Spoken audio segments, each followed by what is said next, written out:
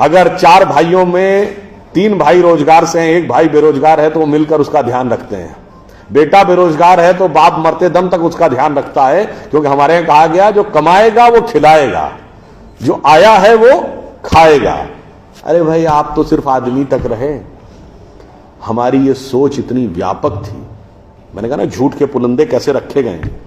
अगर आप लोगों से बहुत को ध्यान हो तो जब पितृपक्ष आता है, श्राद्ध पक्ष, जिसमें पूर्वजों के लिए किया जाता है, तो उस दिन, जिस दिन आप अपने पूर्वजों का तर्पण करते हैं, उस दिन क्या होता है, 3 खाने के हिस्से निकाल के रखे जाते हैं। किसके लिए? एक कुत्ते के लिए, एक कौवे के लिए और एक गाय के लिए। क्यों? हमारे यहां गाय देवतुल्य पशु माना गया है, हाईएस्ट पेडेस्टल पे है। कुत्ते को शमशान का के देवता भैरव का वाहन माना गया है, एंड ऑफ द लाइफ की तरफ दर्शाता है। और कौवा उस प्रकार की श्रेणी का जंतु है जो कि तमाम गंदगियों को साफ करता है।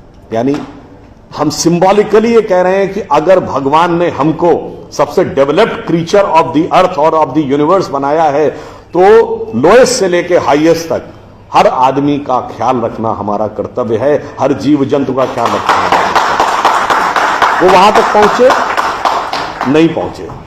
इसीलिए मैं कहता हूं कि सिस्टमेटिकली बैठकर आप लोगों के दिमागों में, हम लोगों के दिमागों में 2-2, 3-3 पीढ़ी से ऐसी चीजें बैठाई गई जिसके ठीक उलट थी। 1-2 उदाहरण और दूंगा। जैसा अब ये भी ममता जी ने बोला फिल्मों के बारे में, फिल्मों में भी आपने देखा, जैसे उन्होंने बताया, एक ऐसा सीरियलों में कैरेक्टर होगा। अब मैं एक दूसरी बात की तरफ आता हूं। आपने जितनी हिंदी फिल्में देखी होंगी, भाई मैंने तो हिंदी और इंग्लिश के अलावा नहीं देखी, एक आधा उर्दू की फिल्म ही देखी है, अन्य भाषाओं की तो फिल्में मैंने देखी नहीं है। मगर हर हिंदी फिल्म में शुद्ध हिंदी बोलने वाला कैरेक्टर या तो विलेन होगा या कॉमेडियन होगा। ये धीरे धीरे हमारे दिमाग में बैठ गया। हीरो क्या बोलेगा? 60, 70 और 80 के दशक तक उर्दू मिक्स्ड हिंदी बोलता था, पिछले 20 साल से इंग्लिश मिक्स्ड हिंदी बोलेगा। आप सबने वो गाना सुना होगा, विनोद खन्ना जी जिनकी डेथ हो गई, एक उनके ऊपर है जिसको कॉमेडियन गाना माना जाता है, प्रिय प्राणेश्वरी यदि आप हमें आदेश करें तो प्रेम का हम श्री गणेश करें। ये गाना क्या माना जाता था? कॉमेडी का। और एग्जैक्टली यही गाना, यही वर्ड्स का गाना, इब्तिदाई इश्क में हम सारी रात जागे अल्लाह जाने क्या होगा आगे, यह अच्छा गाना। और इतना ही नहीं, जी हाल मुस्किन मुगम्बुर रंजिश बहार हिजरा में सारा दिल है, इसमें दिल के अलावा कुछ समझ में आया नहीं। हिंदी के शब्द आ जाए, अरे साहब बड़ी कठिन हिंदी, बड़ी क्लिष्ट हिंदी कहां से ले आए, अगर साफ साफ उर्दू भी बोल दिया ये कहां ले आए, अंग्रेजी मिक्स्ड होना चाहिए। भाई अंग्रेजी मिक्स्ड होकर हम, देखिए ये सारी चीजें हम लोगों के दिमागों में बैठा ली जा रही हैं। हम कहां जा रहे हैं? एक छोटा सा उदाहरण आपको देता हूं। मैं किसी भाषा के प्रति सम्मान या असम्मान नहीं व्यक्त करना चाहता, एक तथ्य सामने रखना चाहता हूं। अंग्रेजी भाषा में केवल 5 वॉवेल हैं, AEIOU, केवल 5 वॉवेल, और मात्रा पाई जैसी कोई चीज ही नहीं है। इसलिए इसमें साइलेंट का भी प्रॉब्लम है और एक्सेंट का भी प्रॉब्लम है। एक कश्मीरी और पंजाबी जिस एक्सेंट में बोलता है, एक बिहारी जिस एक्सेंट में बोलता है, एक तमिल और केरलाई जिस एक्सेंट में बोलता है, उसमें भारी अंतर है। मगर जिन लैंग्वेजेस की फोनेटिक्स डाइवर्सिफाइड है, अब जैसे उसमें मैं एक एक्सट्रीम एग्जांपल देता हूं, संस्कृत। आप वैष्णो देवी के मंदिर जाइए या तिरुपति बालाजी के मंदिर, काशी विश्वनाथ या कामाख्या, जब पुजारी मंत्र बोलना शुरू करता है, एक्सेंट में कभी डिफरेंस देखा है? वो भी तो उसी इलाके के हैं। क्यों? क्योंकि आपकी लैंग्वेज की फोनेटिक्स डेवलप्ड है, साइंटिफिक है। उदाहरण के लिए, आप सब ने कभी ध्यान दिया हो या ना दिया हो, हिंदी में कहते हैं ना काखा गाघा अंगा, का जब बोलते हैं तो जबान कहां लगती है? फिर खा में और पीछे, गा में और पीछे, घा में और पीछे, जब अंगा बोलते हैं तो गले से निकलता है। The entire phonetics is designed as per the contour of your vocal cord. एक प्रकार के शब्द एक साथ, तथ दध ना सब दांत से अंतर है, पफ बबा मा सब होठ से, इतना डेवलप्ड, इतना साइंटिफिक इंस्ट्रूमेंट हमारे पास, और हमें समझाया जा रहा है कि नहीं ये छोड़ दो, ये तो वैसी बात हो गई कि हमारे पास स्मार्टफोन है। मगर दुनिया जो है वो पुराना वाला जो नोकिया हम यूज करते थे उसके पीछे भाग रही है। तो नहीं जी, हम तो उसी के साथ चलेंगे।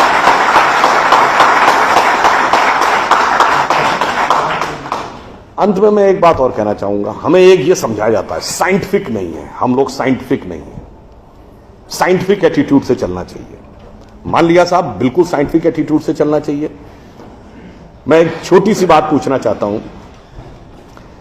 अभी एक विवाद आ गया, तो उस विवाद पर नहीं जाना चाहता। जो वो हज का सब्सिडी खत्म हुई तो कुंभ मेले का विषय आ गया। कुंभ मेला हम सब जानते हैं। कुंभ मेले का एक एस्पेक्ट आप लोगों ने कभी ध्यान दिया है? कुंभ मेला कितने साल में एक बार पड़ता है? 12 साल में। 12 साल में एक बार क्यों पड़ता है? क्योंकि वो जुपिटर की साइकिल पर आधारित है। बृहस्पति ग्रह हर 12 वर्ष के बाद अपना एक चक्कर पूरा करके उसी राशि में दोबारा आता है, इसलिए कुंभ मेला 12 वर्ष में एक बार पड़ता है। हजारों सालों से चला आ रहा है, ठीक है। तो इसका मतलब हमको पता था ना कि बृहस्पति की साइकिल 12 साल की है। इनको तो अभी 100 साल पहले पता चला कि बृहस्पति की साइकिल 12 साल की है।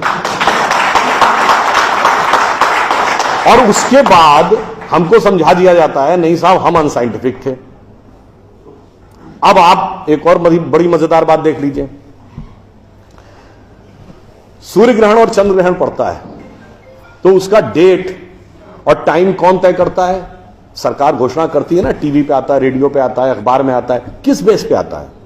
नासा की फिजिकल ऑब्जर्वेटरी बताती है कि फलां तारीख को इतने बज के इतने मिनट पे सूर्य ग्रहण या चंद्र ग्रहण पड़ेगा, सोलर इक्लिप्स और ल्यूनर इक्लिप्स।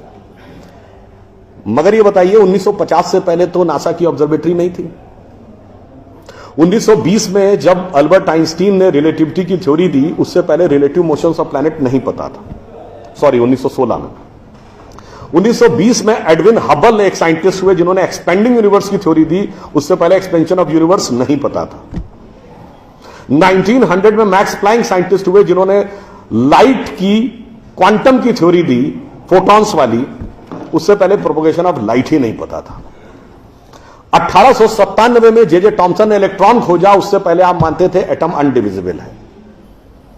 और 1633 में आप ये कहते थे, गैलीलियो को फांसी दे रहे थे इस बात के लिए कि उसने कहा सन रिवॉल्व्स राउंड द अर्थ गलत है। तो भैया आप 380 साल चल के जहां पहुंचे हैं, हमारा पंचांग तो युधिष्ठिर के जमाने से एज इट इज चला आ रहा है 5100 साल। मतलब ये लॉजिक नहीं है, ये तो साइंटिफिक प्रूफ। फिर भी हमें समझाया जाता है कि साहब जो हमने सोचा उस सब हम अनसाइंटिफिक थे, हम गलत थे। बड़ी मजेदार बात है। इन ए स्पैन ऑफ लिविंग जनरेशन 50 साल में, देखिए ये जो अर्बन नक्सल्स थे उन्होंने हमारे दिमागों में क्या क्या भरा और फैक्ट क्या था। 50 साल पहले जिस जिस चीज का मजाक उड़ाया गया वो चीज आज ठीक उसके उलट हो गई। 50 साल पहले कहते थे अरे यार ये अगर खेती करनी है तो mechanised farming, chemical fertiliser use करो। गाय के गोबर से कोई खेती होती? आदमी चांद पे पहुंच गया, तुम गाय के गोबर पे पड़े हो। आज नहीं, ऑर्गेनिक फार्मिंग की तरफ जाओ। 50 साल पहले क्या कहते थे? अरे भाई ये जड़ी बूटियों फल पत्ती खाने से कोई इलाज होता है? नीम हकीम खतरा है जान। खाना है तो नई दवाएं खाओ, क्लोसिन, मेटासिन, टेरामाइसिन। आज आप क्या कहते हैं? नहीं, केमिकल नहीं, हर्बल मेडिसिन की तरफ जाओ। ठीक, आज से केवल 50 साल पहले आप ये कहते थे, जब हम कहते थे पेड़ों की रक्षा करो, जंगल की रक्षा करो, पहाड़ की रक्षा करो, कहते थे this is the reminiscence of a primitive tribal civilisation. आज 1992 के रियो डी जेनेरो से लेकर 2009 के कोपेनहेगन से लेकर 2016 के पेरिस तक आप कहते हैं नेचर फ्रेंडली डेवलपमेंट करो। भैया सब कुछ उलटता जा रहा है। जो हमने कहा, जिसका आपने मजाक उड़ाया, वो सब कुछ सही होता जा रहा। अब मैं एक और बात कहूंगा जिसका कि बहुत मजाक उड़ाया गया, शायद हम लोग कभी ध्यान नहीं देते। भारत में यह कहा जाता था कि ज्ञान प्राप्त करना है तो ध्यान लगाओ। संत महात्मा जाके गुफा में ध्यान लगाते थे, पीर फकीर जाके कहते थे इल्हाम हो जाएगा। लोग कहते थे क्या बेवकूफ है, हाउ इज इट पॉसिबल? ऐसा कहीं हो सकता है क्या कि जाके ध्यान लगाया और ज्ञान प्राप्त हो गया? If you want to attain knowledge you must outreach, understand the things, meet the people, visit the place, like what Darwin has done. अब 50 साल बाद मैं आपसे पूछता हूं, आपको न्यूयॉर्क टाइम्स अखबार पढ़ना है तो दो रास्ते हैं। एक, यहां से दिल्ली से न्यूयॉर्क की फ्लाइट पकड़िए, 16 से 22 घंटे लगेंगे डिपेंडिंग अपॉन योर फ्लाइट, और आज का अखबार कल पढ़िए। और दूसरा है कि मोबाइल पे डाउनलोड करिए खट से और पढ़ लीजिए। क्यों? आपके हाथ में डिवाइस है, जिसने डिवाइस बनाई उसने सॉफ्टवेयर भी बनाया है, और जिसने सॉफ्टवेयर बनाया उसने सपोर्टिंग नेटवर्क भी बनाया है। उसी ढंग से हमारा शरीर एक डिवाइस है, तो इसके अंदर मन, बुद्धि, चित्त, अहंकार और कॉन्शियसनेस एक सॉफ्टवेयर है और उसका कनेक्टिंग नेटवर्क भी है। बस नेटवर्क से कनेक्ट होना है और सब डाउनलोड है। और अंत में मैं एक उदाहरण दूंगा। सब कुछ कहा जाता था कि पैसे के कारण शोषण हुआ, इसलिए खड़े हो जाओ, लोगों के साथ भिड़ जाओ। हमारे यहां परंपरा में त्याग का महत्व था। हम आपसे पूछें, दो राजा बताइए जो सबसे बड़े महान माने गए भारतीय संस्कृति में, राजा राम और राजा हरिश्चंद्र। दोनों इसलिए कि त्याग किया, इसलिए नहीं कि बड़ा बड़ा इलाका अलेक्जेंडर द ग्रेट की तरह कब्जा कर लिया। अब मैं एक आपको उदाहरण देता हूं, वो त्याग कैसे समाज में रचा बसा था। हमारे पूज्य संतों में से एक हुए संत रविदास, काशी के रहने वाले थे। उनके पास भगवान राम की एक मूर्ति थी। काशी नरेश उनके पास गए, कहा जाता था इतनी सिद्ध मूर्ति है, आप कृपया इसे मुझे दे दीजिए। ऐसी मूर्ति राजा के पास होनी चाहिए राजभवन में, ना कि इसमें मैं इस मूर्ति के वेट का 10 गुना सोना आपको दे दूंगा। उन्होंने मना कर दिया। उन्होंने कहा जी इसके वेट का 100 गुना सोना दे दूंगा। उन्होंने मना कर दिया।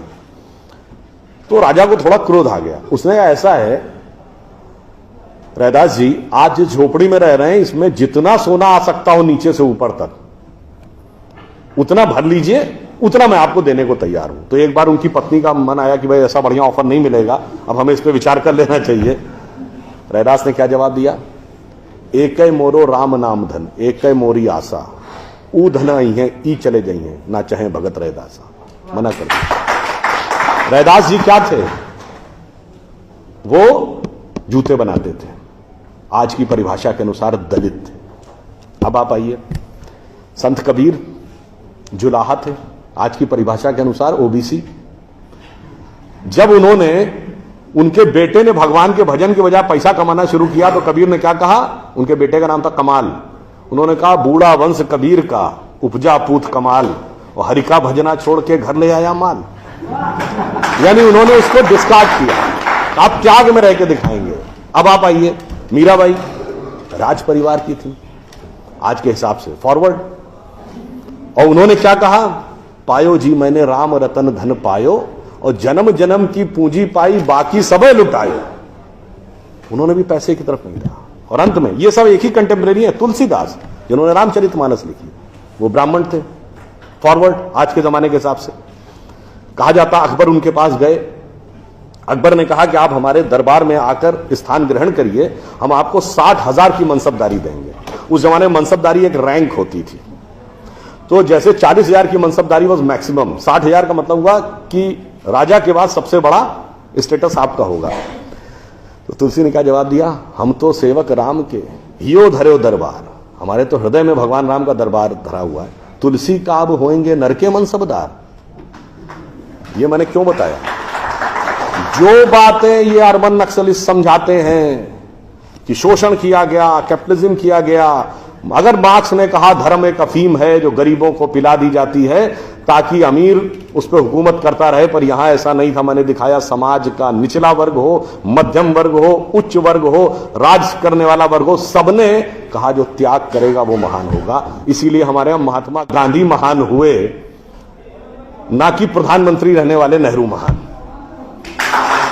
तो इसलिए मैं अंत में ये कहूंगा आप सभी लोगों से कि ये जो मायावी रावण साधु का वेश बना के आता है, सूक्ष्म दृष्टि से इसको समझिए और आश्वस्त रहिए कि वो चाहे कितना भी मायावी हो, अंत में विजय हमारी ही होगी, क्योंकि हम आज दुनिया के यंगेस्ट नेशन है। जैसा अभी नलपत जी ने कहा ना कि भाई people like us we are in minority. हम देश दुनिया के सबसे युवा देश हैं, यह सत्य है, मगर यह अर्ध सत्य है। हम सबसे युवा देश और सबसे प्राचीन सभ्यता है। We are the youngest nation and the oldest civilisation. तो एक गौरवशाली हमारा भूतकाल है और एक शानदार भविष्य है जो हमारी प्रतीक्षा कर रहा है। बस बीच के इस माया के प्रपंचों को से हम बचे रहें तो कहीं कोई संदेह नहीं है। एक पंक्ति कहकर समाप्त करूंगा कि गौरवशाली था भूत, भविष्य भी महान है, अगर संभालें आप उसे जो वर्तमान है। धन्यवाद।